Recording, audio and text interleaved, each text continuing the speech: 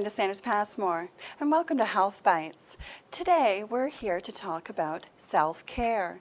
Self-care is a big buzzword in the health and wellness industry, and I have a guest today joining me, and her name is Kirsten Lund. She's from The Winding Path, and we're here to talk about self-care. So, Kirsten, welcome to the show. Thanks, Brenda. Thank you so much. So, what is self-care? I tend to think about, with my background as a mediator and someone who teaches collaboration skills, I tend to come from self-care from a place of identifying your needs and asking for them to be met, whether you are asking someone else or asking yourself. So how do we practice it? I think one of the first things is actually knowing what your needs are, and I think that sounds really easy, but for a lot of people it's not, especially for people who aren't used to getting their needs met for whatever reason. Maybe it's as a child they didn't get them met, or maybe it's because it's really important to them to have good relationships, so they put other people first. Sometimes it's about asking ourselves questions. Sometimes we don't know the answers to those questions, because I think I'm going to back up the train a little bit more in that I think that some people don't necessarily feel worthy to have their needs met. And if you don't feel like you are worthy of getting your needs met, then it's easy to sort of bury them, you know? Or if you say were taught that you're not going to get your needs met, whether it was in your family of origin or in a relationship, then sometimes it's really difficult to really even know what they are. Part of it, I think, is doing work to get yourself to a place where you feel like you are worthy of having your needs met. And for some people, that is a really long road. I also think of it in terms of a bit of, building that muscle, and when you do something that's really uncomfortable, that you might just have to do it knowing that it's going to be good for you, and just being uncomfortable for a while and then building that muscle, because I do think it gets easier the more you put emphasis on taking care of yourself, the easier it gets to make that a priority, I think. So how do you recommend people get started?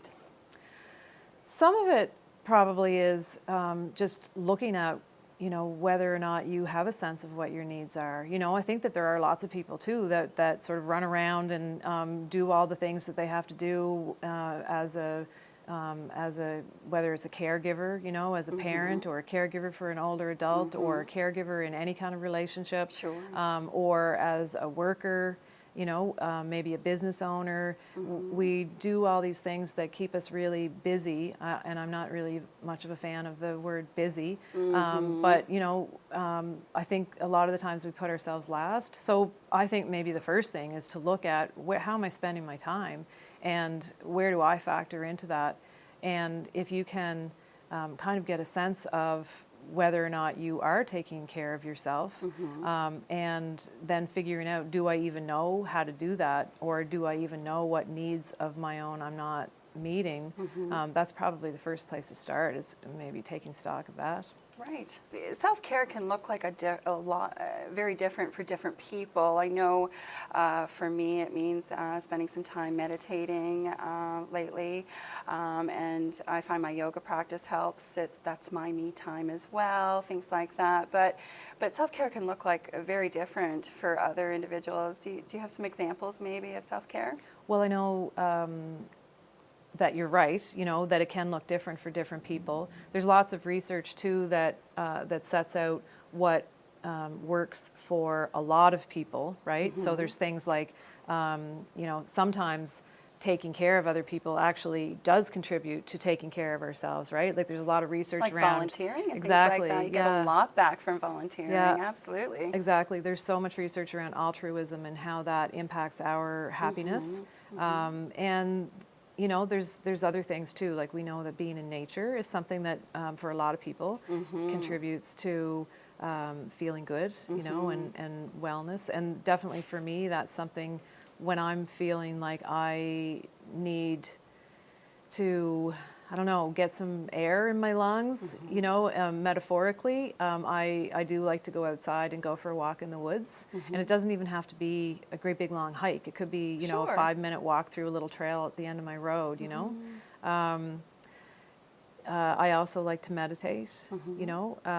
Yoga is something that I also like, although I do it in little bites. But I do like to do some stretches every day. Some is better you than know? none. Yeah. So I do. I think it's individual, but I also think that there's lots of research out there. And you know, another thing that people could do is actually just Google self-care absolutely. practice, or you know, Absolutely. or how do I figure out what I need? The internet's an amazing thing. I think a lot of it too is just finding what really brings you joy, what brings you joy, and something that maybe feels a bit nurturing for yourself. And whether that's reading a book or having coffee with a friend or laying on a beach, it can look. There's so many different ways for self-care. But the thing I think most is that just to make that time and make that commitment and make the time for ourselves. Don't you think? I do, and I think getting yourself to a place where you believe you deserve it is the first step. Yeah, absolutely. Yeah, for sure. Well, Kirsten, thank you so much for your time. Really appreciate all the information. Thank you for joining me.